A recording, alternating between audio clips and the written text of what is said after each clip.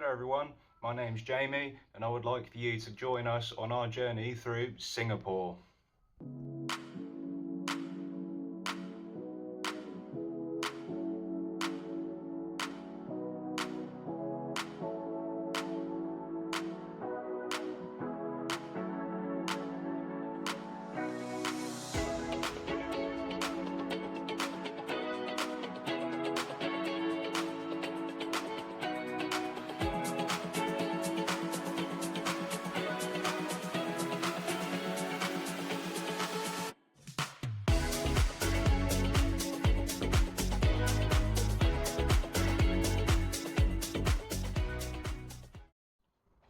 Okay, so basically my wife and I are traveling through Singapore, through to Malaysia, Kuala Lumpur and Georgetown, Penang, and then hopefully we're going to make our way through the south coast of Australia, starting in Perth, which we are going to next week. And if you're wondering, I'm actually filming this in Kuala Lumpur right now. We were in Singapore last week, but obviously we needed a bit of time to get the footage and compile all the stuff together.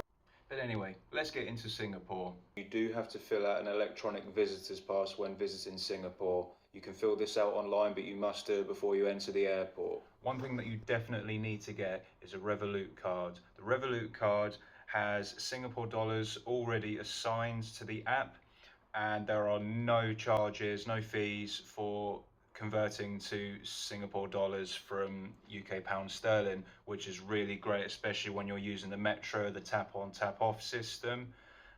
It's just so easy, it's so convenient to use. You don't have to worry about anything, you don't have to worry about drawing cash out. Now, one thing that separates Singapore from every other country in the world is their metro system. Their metro system is absolutely amazing. It's almost perfect. I've never quite seen anything like it. If you visit Singapore anytime soon, you will be blown away by the metro system. There's literally there are apparently over 600 trains on the system itself, separated by literally a stop each time. So you never have to wait more than 5 minutes for a train. It's unbelievable. Also, the trains have a tap on, tap off system, so you've got a contactless card. I mean, who doesn't nowadays? There's no need to buy tickets. You can still buy tickets if you are paying cash, but it's just so much easier with the Revolut card. You literally just tap on, tap off. The metros generally close between 9:30 and 11 o'clock at night, which we found out the hard way. So we ended up having to get a grab taxi back to our hotel, which wasn't all bad. They're still very affordable, but just make sure you don't get stuck like we did at midnight one particular night where we had to get a grab taxi to get back home. You do have to download the app for this, so just be aware. One thing to note about the metro system as well is that it literally takes you to every inch of Singapore almost. So it's pretty much not worth driving if you were to ever think about living here. One main thing to know when you're traveling to Singapore is you do not get a lot for your money in terms of accommodation. You get a tiny, tiny little box room with a sink outside the toilet. And I mean, to be fair, the room wasn't too bad in terms of cleanliness. The wife picked up a few things that she wasn't really happy with, but when we first opened the door, she was not impressed whatsoever with the size of the room, considering how much money we paid. To be exact, was £196.12 for 4 nights, which doesn't seem too bad. But when you actually consider how big the room is compared to the room we get elsewhere in the world, yeah, it's very conservative with what you get for your money. And we stayed at the Hotel 81 Premier Star in Geylang. Now, one thing to know about Geylang, which we didn't actually know until 1 or 2 days in, is that the street we stayed down was actually the red light district. So that's probably one thing to be aware of before you book. But to be fair, I probably wouldn't stay in Geylang again. It was not too bad. It was just probably not as clean and as developed as some other parts of Singapore that you're probably going to see in this video. Unfortunately, I didn't get any footage of our room or of Geylang streets, but generally it is actually quite safe. I didn't really feel unsafe, neither did my wife. So yeah, but just one thing to be aware of is I probably would stay away from Geylang. It's probably the lower end of the Singapore scene. So one place you definitely can't miss is the Marina Bay Sands Hotel. We didn't actually go inside the hotel, but definitely if I was coming back to Singapore, I would definitely look at booking a room. However, they are very expensive.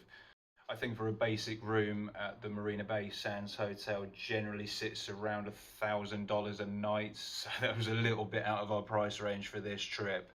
But it is definitely still a breathtaking building to see in the day or in the night time. Now, another place to see is the Gardens by the Bay.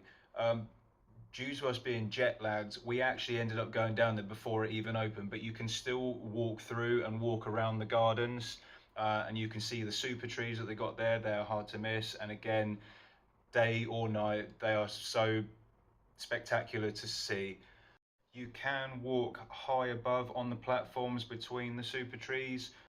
Another place to look out for as well if you're visiting is Sentosa Island. Now, unfortunately, again, we were going to visit Sentosa Island on our last evening in Singapore. However, the heavens absolutely opened up. It was pouring down with rain, so we just ended up staying in one of the malls, which we also didn't know about until our very end of the trip. And it turned out actually to be pretty good. There is quite a lot to see on Sentosa Island. I think they have a small theme park and an aquarium, and there is a bit of beach there as well, so I am a little bit gutted that we did miss it.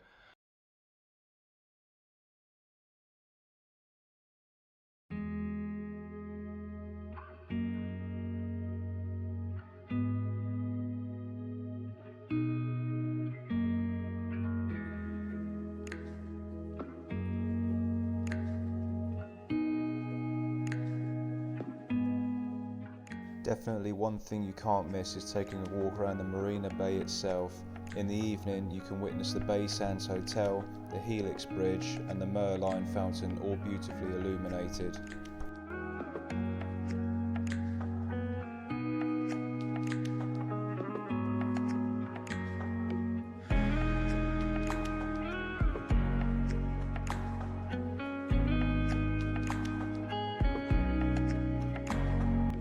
I know that Apple have some pretty extravagant shops already, but this one was next level. They actually had a dome on top of the water that you could access by a little lit up bridge, which I've got some footage of. It was actually pretty nice.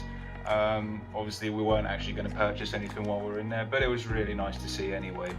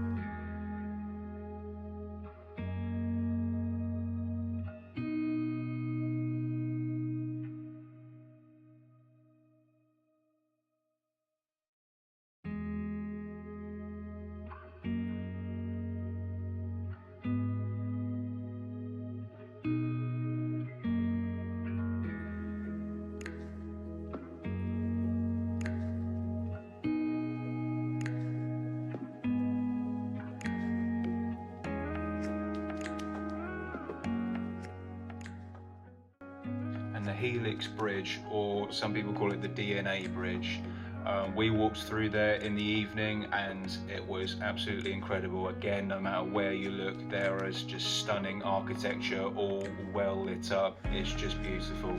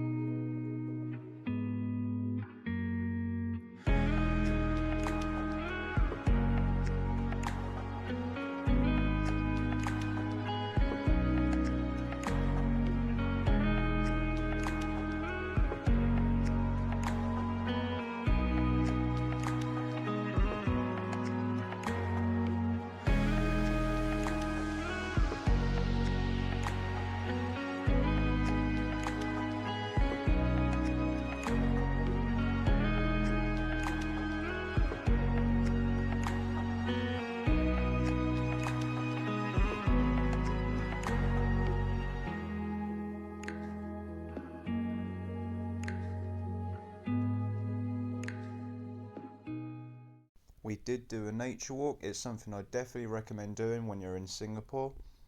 Just make sure you take the metro to the Bright Hill stop if you are planning on going. We took the squirrel trail to get to the treetop walk, so don't worry, it's all signposted along the way. You will encounter some macaque monkeys along the way, but don't worry, if you don't bother them, they won't bother you. However, if you are carrying food, keep it well out of sight as they will try and snatch it from you. We let our guard down for 5 seconds and they already took a few bananas off of us.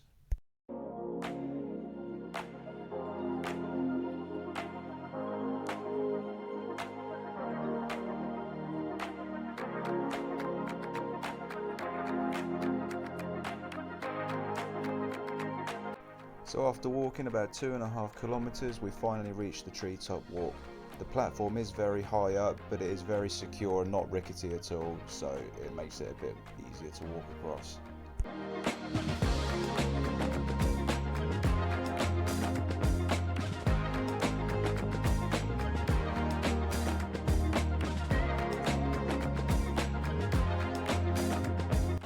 This particular trail wasn't too difficult, but I cannot stress enough how hot and humid it was along the way. I would definitely dress appropriately for the weather and also the appropriate footwear. We did encounter some stones, some concrete, some wooden platforms, but there were some muddy bits as well.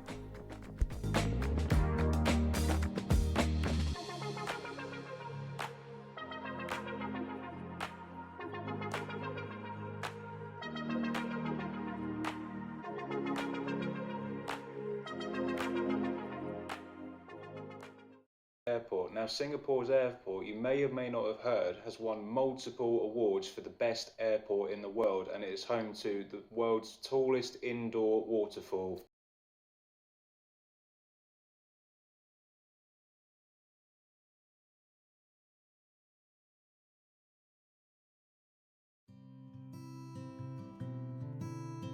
The waterfall and botanical gardens are located in the Jewel, which is a shopping mall within the airport that is free to enter for the general public.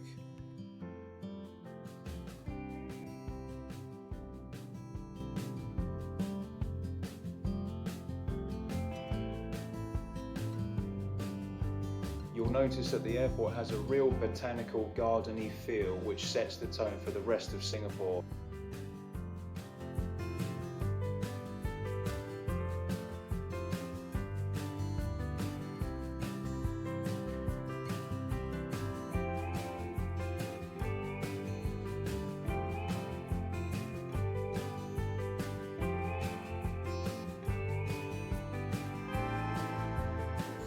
All around Singapore, you'll notice most buildings are full of plants and greenery all over the outside and inside.